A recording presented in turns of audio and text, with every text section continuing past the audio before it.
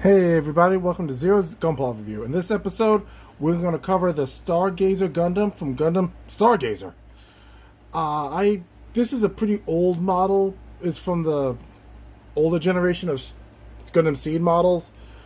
Even though technically there's only a few modern versions of the Gundam Seed models, being the Strike remake and the Freedom and the Justice. Infinite Justice got. I know Infinite Justice got remade. I don't know if the Justice did. If it's not, they need to make it just to make it fair.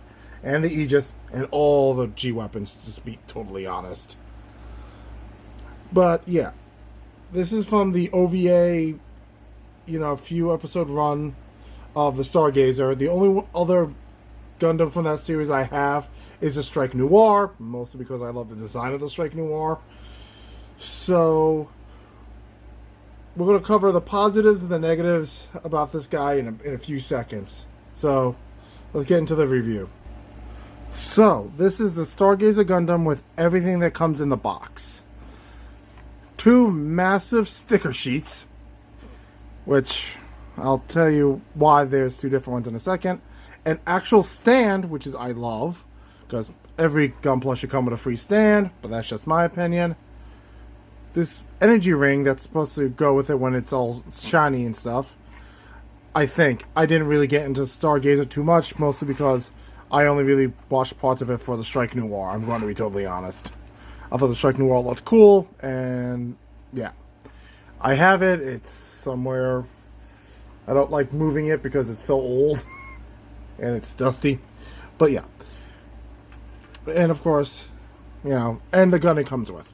That's it. That's all the weaponry you get. A beam and I think the backpack. The backpack itself can transform, but it's a parts formation, and I'm honestly lost the instructions. By that I mean I may have thrown it out when I was cleaning up after building it, but that's just me.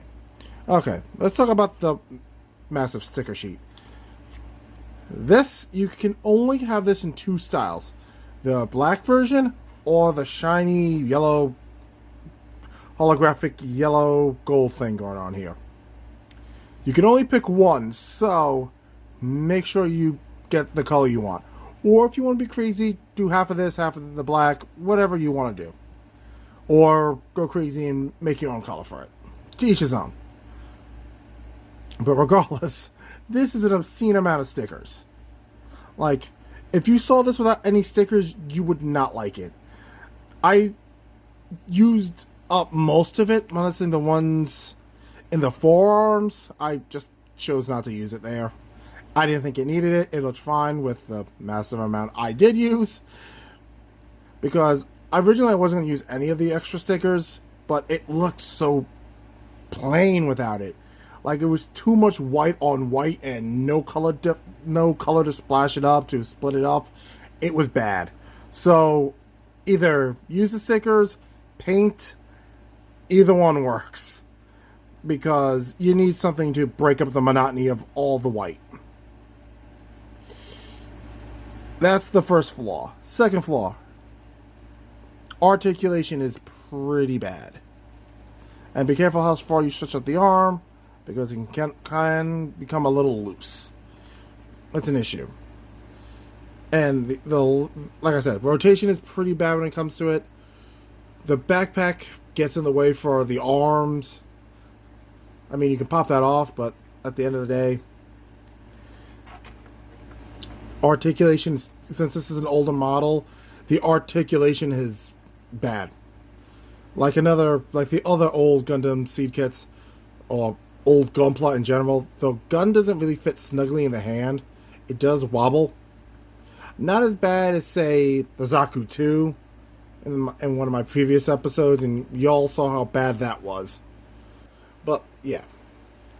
So, this is without the backpack in the way. This is how high the arm goes.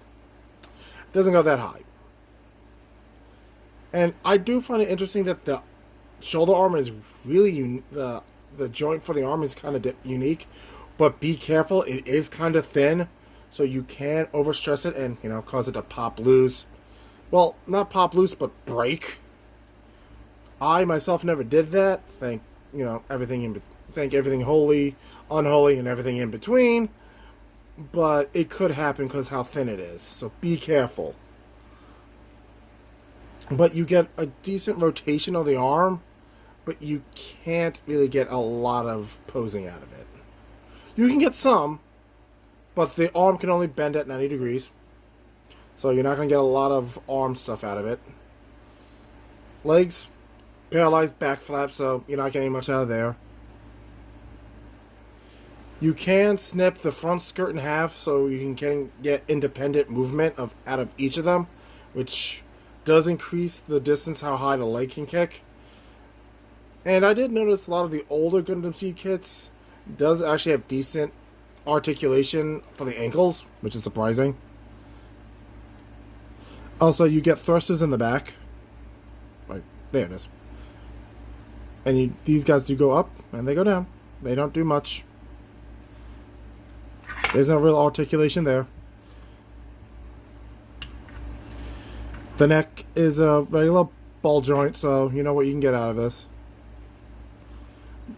It can point up pretty high, but due to the skirting in the back of the neck, not that high. So yeah. And again, it doesn't come with beam sabers or a shield. So it's one of those weird models that doesn't come with the traditional sword, shield, and blade combo that majority of all main Gundams do.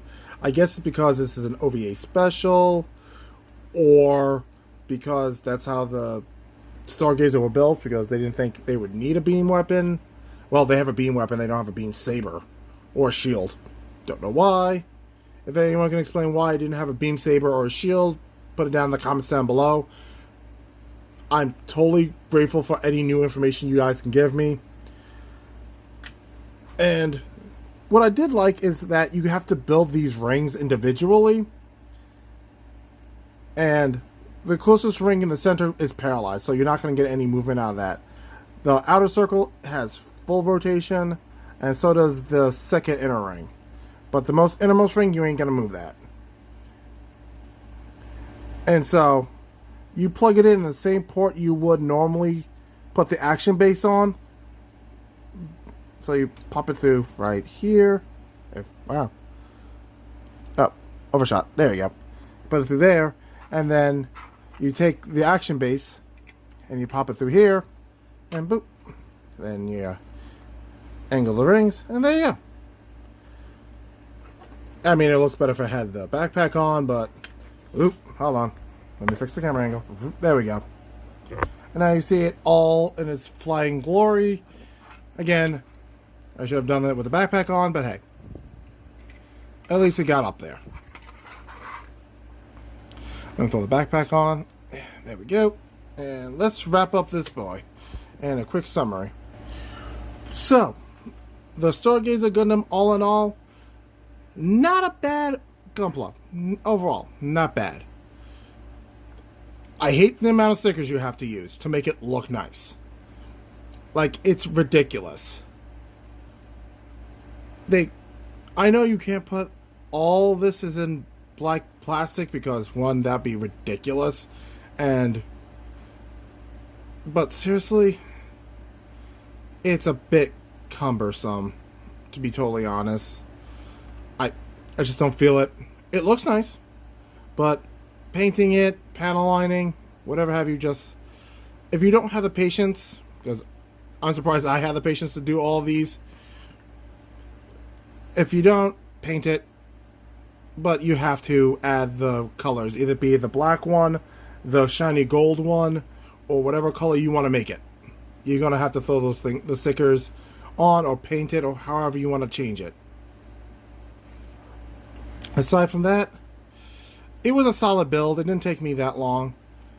I've had other kits that took a lot longer, but still.